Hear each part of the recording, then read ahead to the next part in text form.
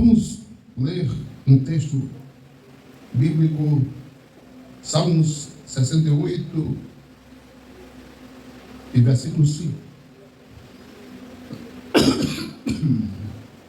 Salmo 68, versículo 5.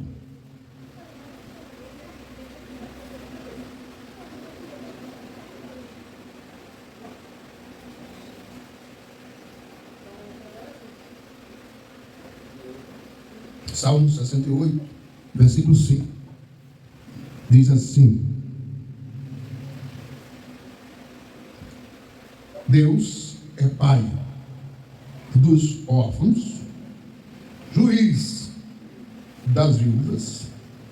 Deus está no seu santo lugar. Amém. Pai, aplica a palavra no coração dos teus filhos, em nome de Jesus. Amém. Jesus. Por que isso? Louvado seja o Senhor.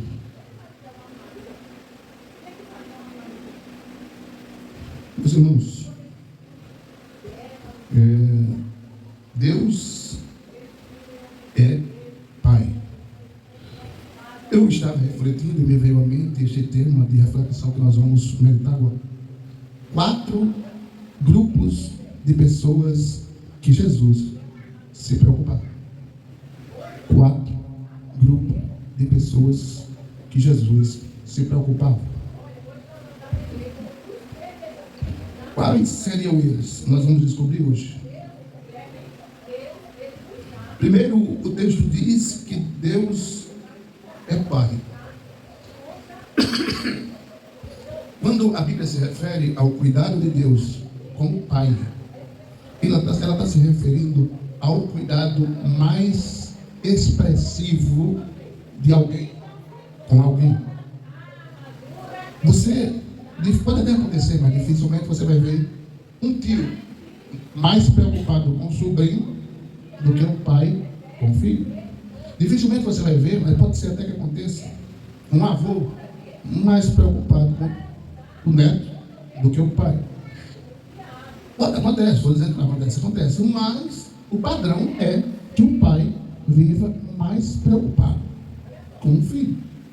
Aí o texto dá aqui 4 grupos que a gente vai entender.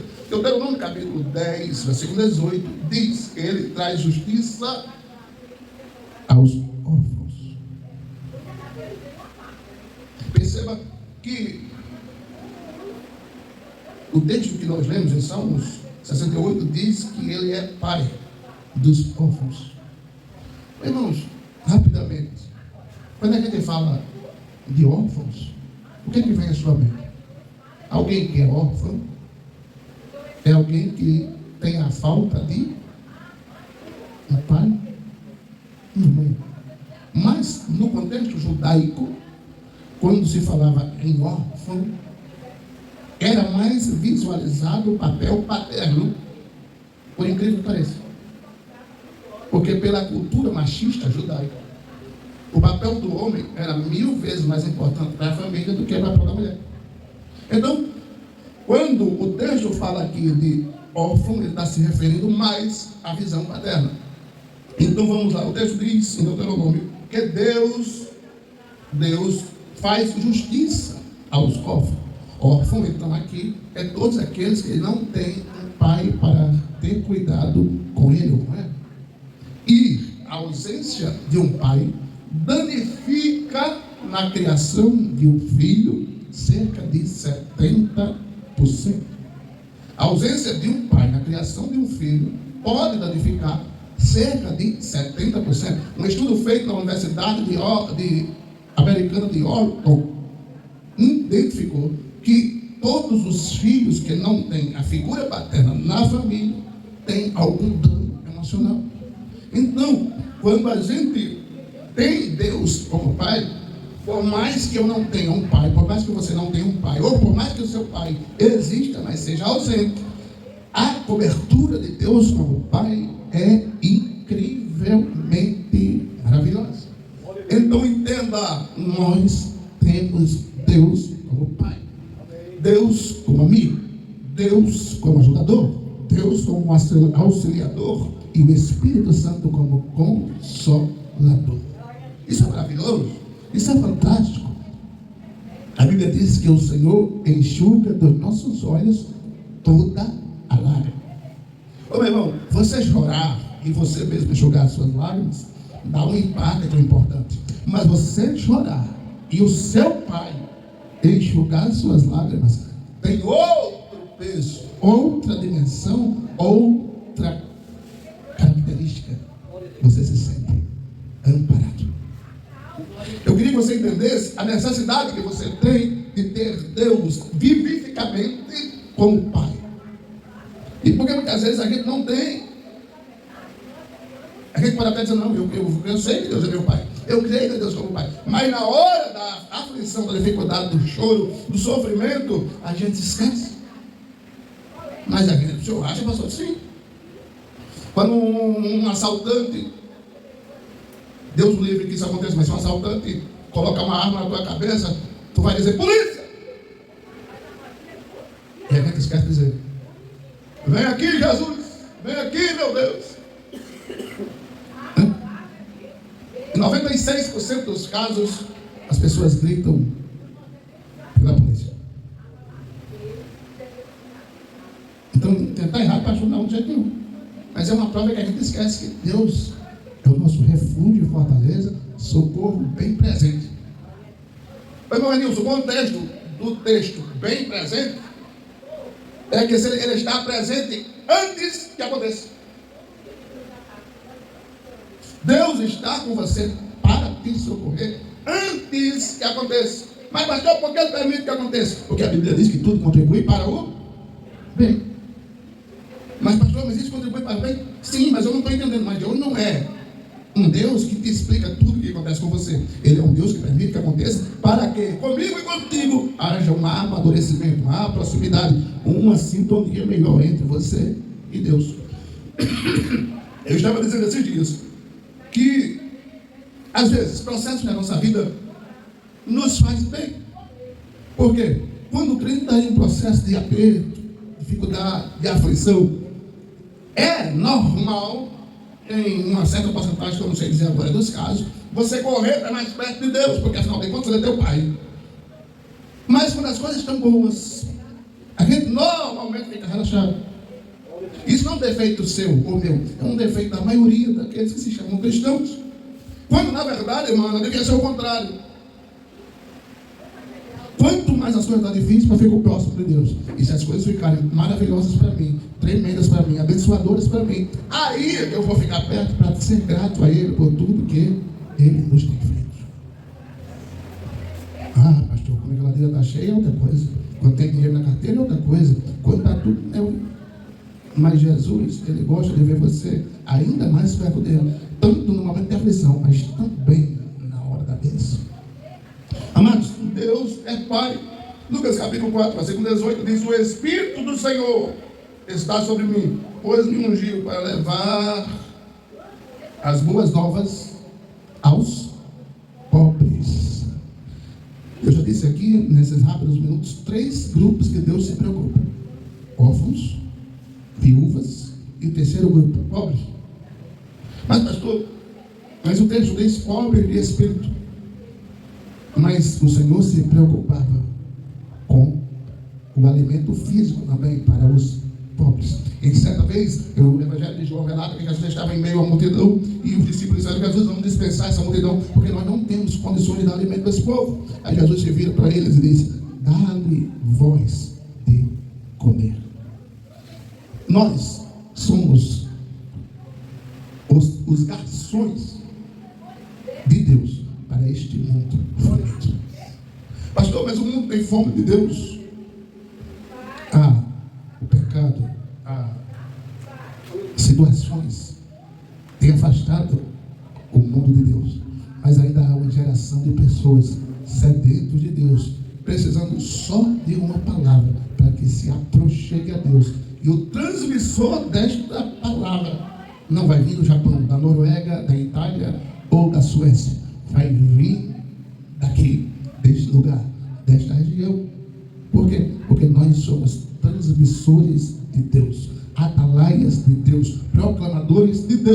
quê? De uma mensagem transformadora, revivificadora e renovadora do Evangelho de Cristo para essa população tão carente de Deus.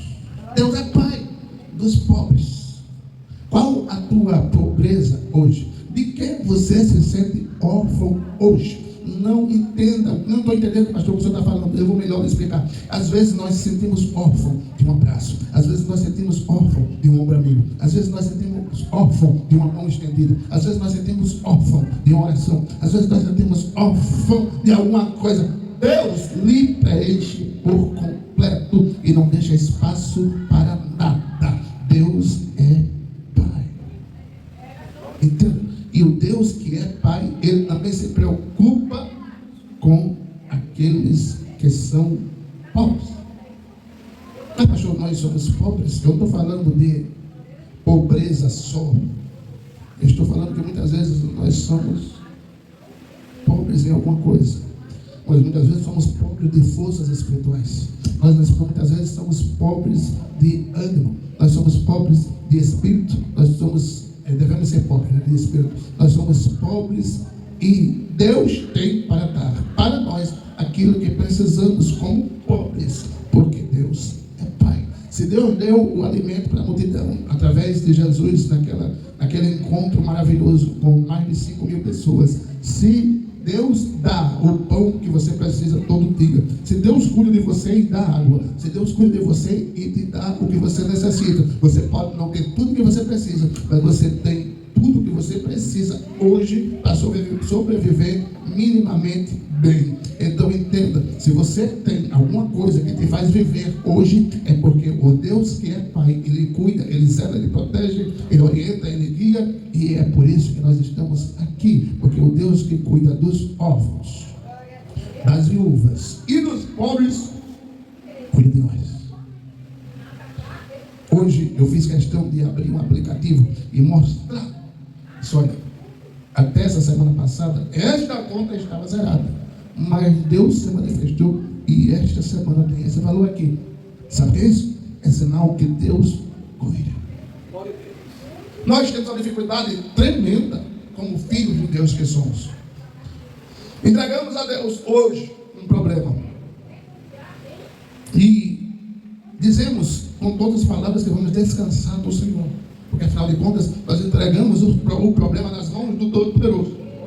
Quando é amanhã, aí chega alguém perto da gente e diz: olha, tu resolveste aquele problema? Nada, mulher, nada, rapaz, tem me tirado o sono, tem me tirado a paciência, tem me tirado a tranquilidade. Olha, eu conheço um advogado, eu conheço um promotor, eu conheço um delegado. Peraí, ainda ontem a gente disse que o problema estava na mão de Deus, e já hoje nós queremos tirar da mão de Deus para colocar na mão de qualquer outra pessoa.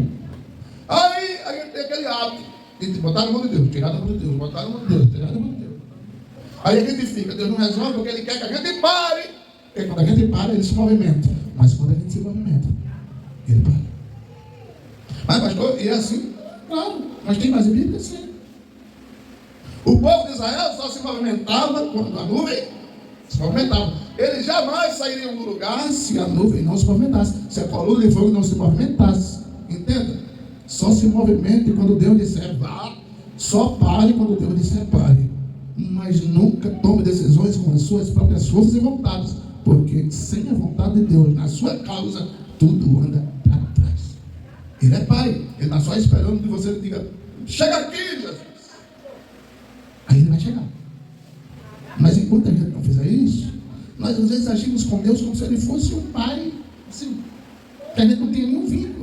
É como se fosse um pai que não nos criou, como se fosse um pai que não nos entende, como se fosse um pai que não tem intimidade conosco. Nós criamos uma impressão de Deus, e quando a gente está na dificuldade, em vez de a gente gritar por Ele, a gente grita por qualquer outra coisa, menos pelo Pai. E Ele muitas vezes só se movimenta quando eu decido chamar Ele para dentro do meu problema. Entenda? Uma coisa interessante se perceber é a gente entender uma coisa.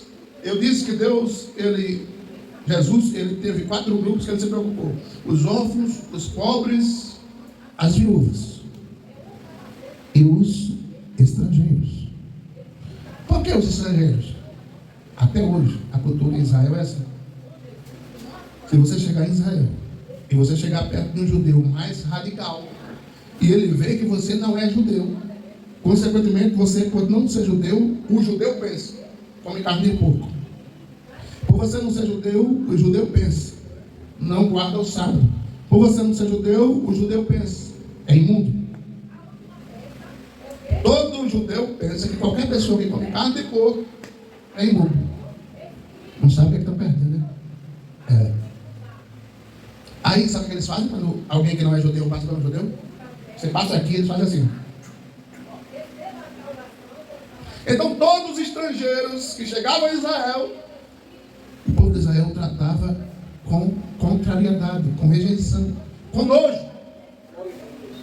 As pessoas, por acaso, que tratarem você de forma indiferente, de forma negativa, de forma estranha, como os estrangeiros eram tratados em Israel, Deus é Deus que cuida destas causas.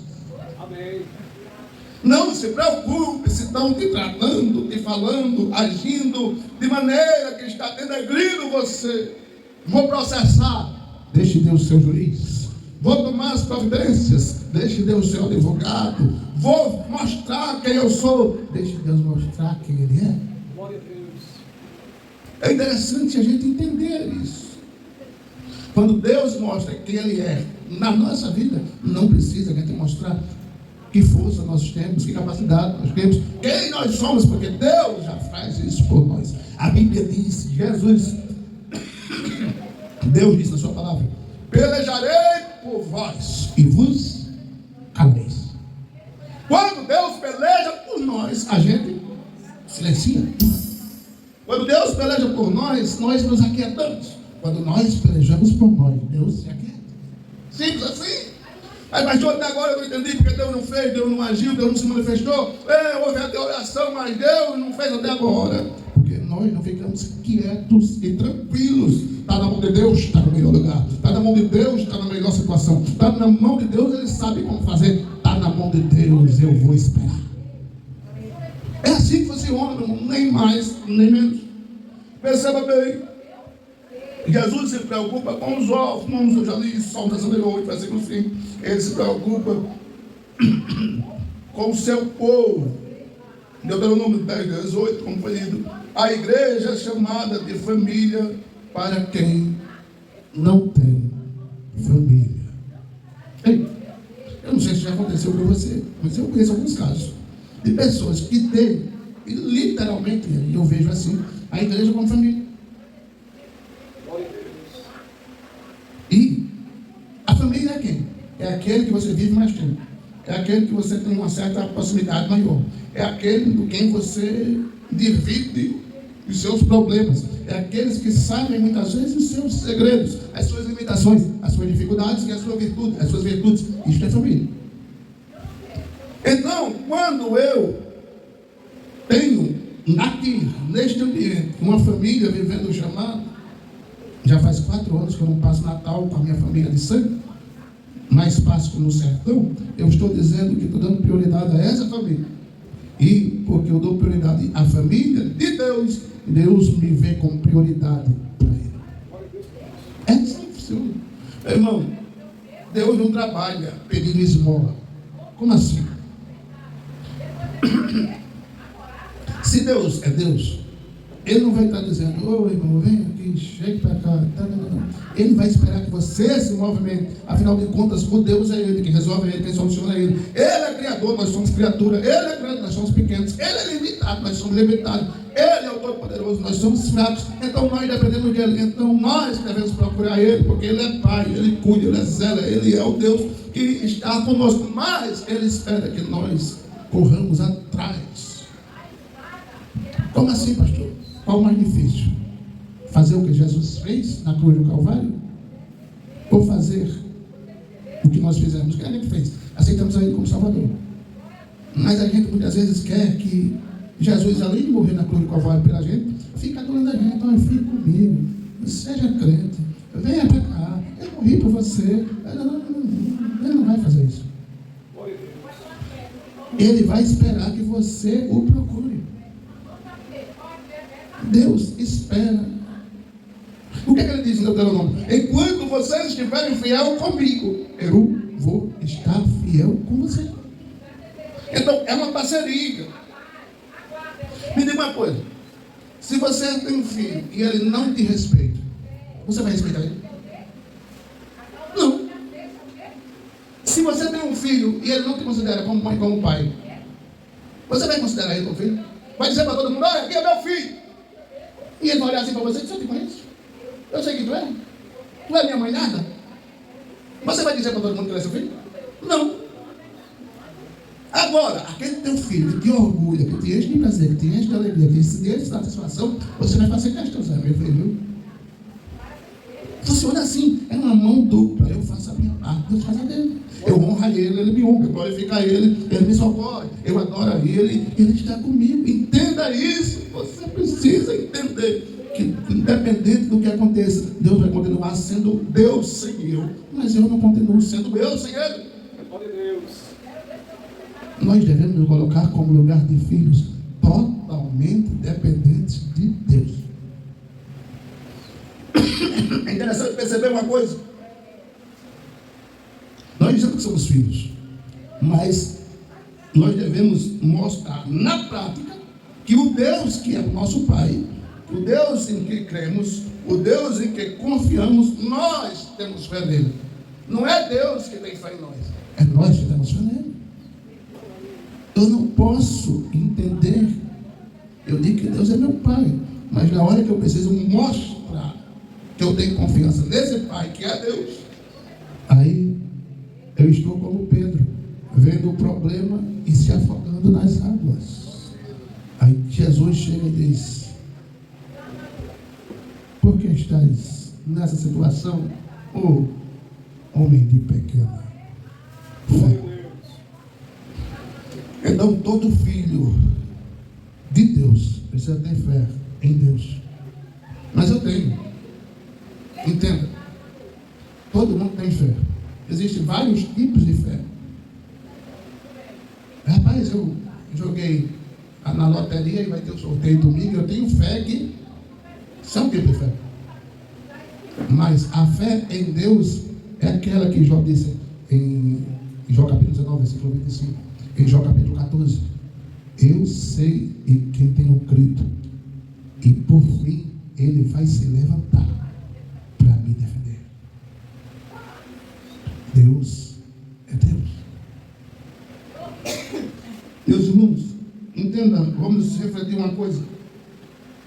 Se Deus é Pai, então seus filhos devem refletir em seu coração que tipo de filhos nós estamos sendo para esse Pai. Jesus se preocupa com você. Jesus iniciou o seu ministério se preocupando com os pobres, se preocupando com as viúvas, se preocupando com os órfãos, se preocupando com os discípulos. Jesus se preocupa conosco. Mas o termo preocupação aqui, ele está radicalmente errado. Porque a gente se preocupa, irmão Deus, em uma situação que a gente está com dificuldade de resolver. Ok? Se a coisa está fácil de resolver, a gente vai se preocupar, não? Então, se Jesus resolve tudo, ele vai se preocupar com ele. O termo no português aqui está equivocado. Jesus não se preocupa. Ele resolve, ele cuida, ele zela. Ele não vai se preocupar. Você se preocupa com algo que você tem dificuldade de resolver ou depende de outro alguém para resolver?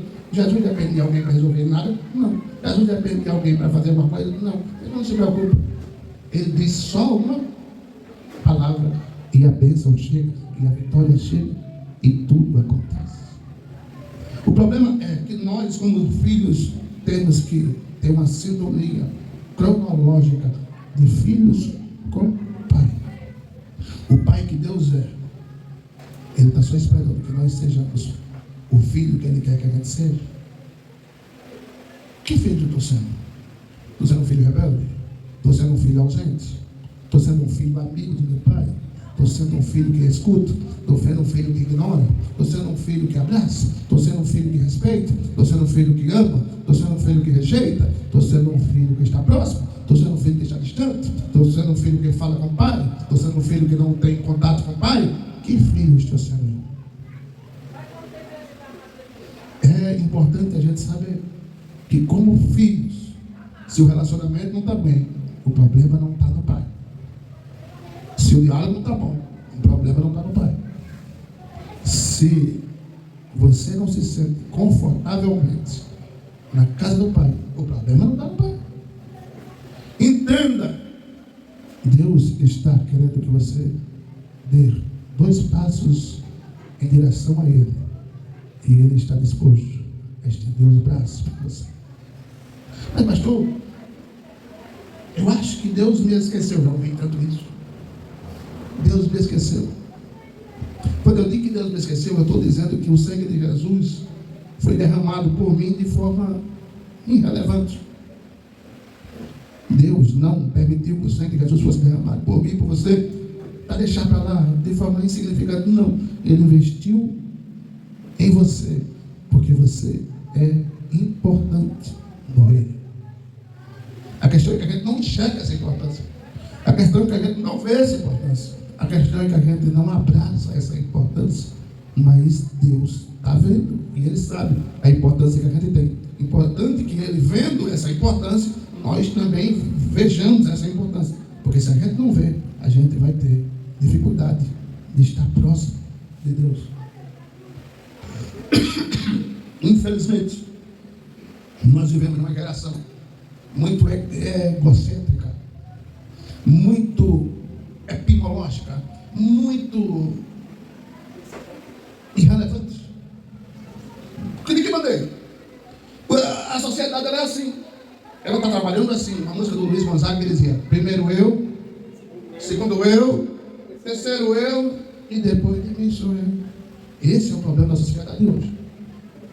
E quando Jesus ensinou radicalmente diferente, quando ele dá a ilustração do samaritano que cuidou do homem caído na beira da estrada, ele estava dizendo o quê? Que eu preciso me preocupar com o próximo. E quando eu me preocupo com o próximo, Deus se lembra do próximo e se lembra de mim. O problema é que a gente se preocupa. O problema é que a gente tem que ver primeiro se... Eu tenho dito para as pessoas que doam alguma coisa para a gente entregar aqui no sertão: ô irmão, só doe aquilo que você vê que ainda é útil para você. Mas como assim? Eu não posso pegar essa camisa e ela está toda rasgada, toda arrebentada, eu vou dar para o irmão Renilson. Não, poxa, para que ele quer uma camisa arrebentada desse jeito? Agora a camisa está nova, está boa, dá para ele?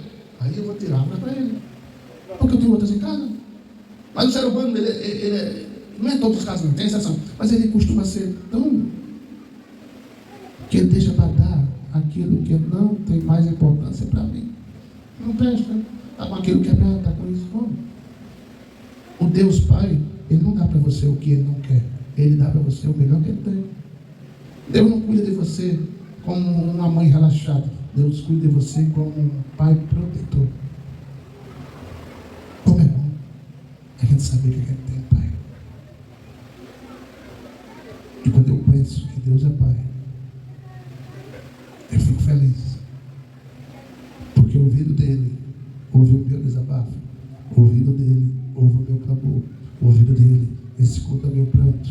Porque eu sou pobre, sou órfão. Mas quem tem Deus não tem necessidades, porque o Pai está cuidando. Diz o hino que o Pai está cuidando enquanto você ora. Diz o hino que o Pai está próximo de você. Deus é seu Pai. Agora nós queremos um Pai que só dialogue conosco se nós procurarmos Ele para dialogar. Que só fale conosco se nós... É um relacionamento, filho. Um relacionamento, se só um se preocupar, vai haver um desgaste. Tem que haver uma sintonia.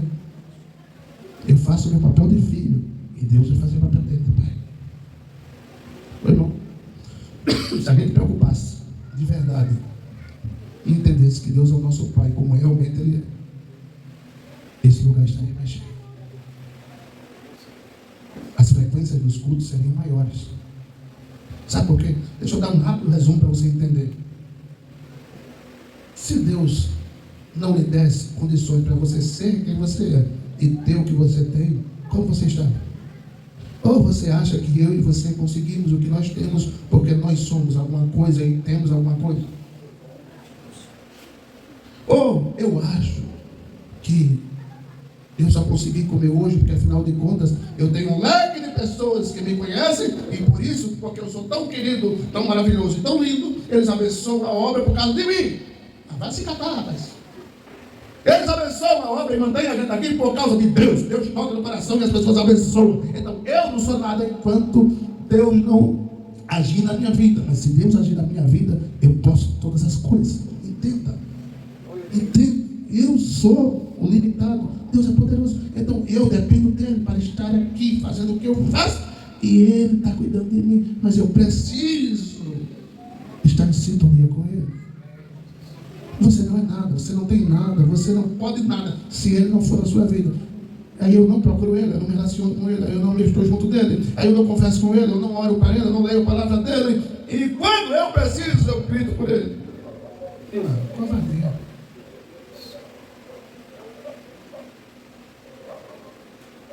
Meus irmãos, que a gente possa aprender que Deus é Pai. Não seja um filho interesseiro. Tem um senhor lá em Rio Largo, ele tinha 5 filhos. Quando ele recebeu a indenização da usina, na época de R$100 mil, apareceu mais 6. Sabe, pai? Quando tinha 5 filhos, a indenização de R$100 mil apareceu mais 6. E tudo dizendo que amava ele. Tudo. A gente às vezes é assim. Tem gente nessa localidade. Quando está passando por dificuldade, irmão, desculpa o horário, o senhor pode orar por mim? Claro. Abençoado, vou abençoar Deus. Pode aguardar a bênção do Senhor, não dá. Aí quando Deus manda, antes dele mandar, você pode ter certeza. Na quarta, na sexta, no domingo, o abençoado e abençoado vai estar aqui. Glória a Deus. Aí só é Deus dar a bênção, pode ter certeza. Ele sumiu. Cadê o irmão? Cadê o irmão? Cadê o irmão? Aí o pastor liga. E aí, abençoado, recebeu a bênção? Recebi. Ele não vai dizer, eu vi que você sumiu da igreja. Aí, irmão, o pastor às vezes tem vontade de ficar meio cru. Ele dizer para o irmão, não vai orar não. Porque quanto mais o senhor estiver passando no processo, o senhor estiver passando no processo, o senhor vai estar na igreja, então isso é maravilhoso. Ora não. Infelizmente. Porque a gente é assim. Eu nunca tive tão crente quando eu perdi a perna, eu fiquei tão crente. Se eu morresse, eu queria estar pronto para ir para o céu. Não. Jesus perdoe todos os meus pecados, aqueles que eu ainda não cometi, que eu já cometi, que eu estou cometendo. Na hora do processo a gente se converte, nem que seja curso. Entenda, Deus é Pai, Ele não quer que você procure Ele só na hora da agonia, não. Procure Ele todos os dias. Procure Ele todos os instantes. Procure Ele todos os momentos. É Pai, filho. Se a Vitória der 200 abraços que eu morrer Deus por dia, Ele não vai enjoar, não é?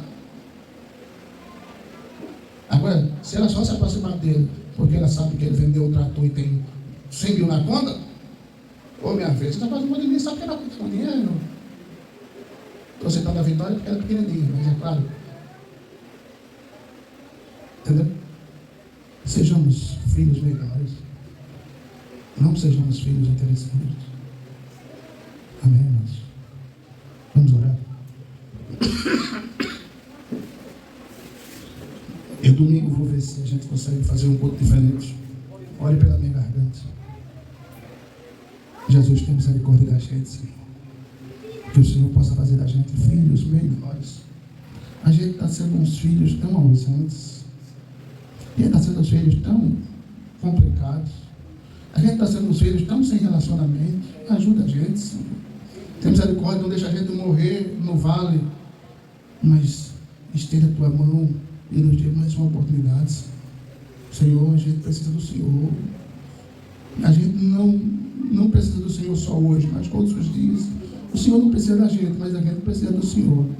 E por mais que o Senhor não precise da gente, o Senhor faz questão de ter parceria conosco.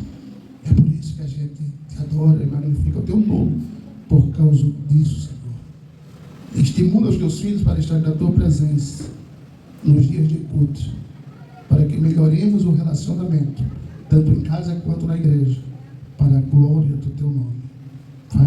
Pai, faz maravilha na nossa vida, em nome de Jesus. Amém. Que o amor de Deus